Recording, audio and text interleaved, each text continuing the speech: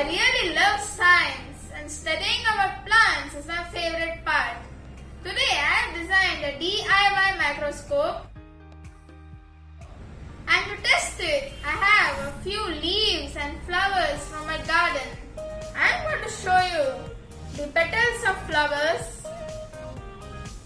and even small flowers like these through my microscope. And I also have a collection of leaves over here which I have plucked out from different plants. I am going to magnify all of these and show you some amazing images through this microscope. Now let me explain the components which I have used to create this DIY microscope. So first I have used a magnifying lens, then I have used a slide, and below the slide I have attached a LED to give some light.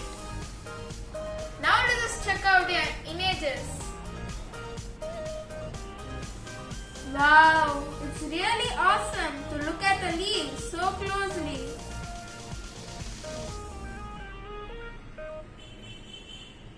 I can actually see the midrib of this leaf and even its veins. And I can also see its stomata. Now I have placed the flower. And through my microscope I am actually getting a chance to witness the petals of the flower so closely. And I can actually see its stamen and its pistil. Now I have placed the flower of a different plant. Let us check out these amazing magnified images of the flower of the capsicum plant.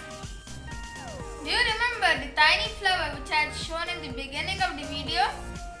Well, let's check out the magnified images of the flower of the crown of thorns plant. So did you check out those amazing images through my microscope? It was a different kind of experience to see such leaves and flowers so closely.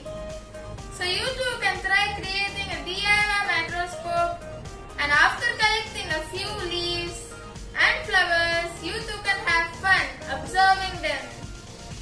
So keep thinking and keep innovating.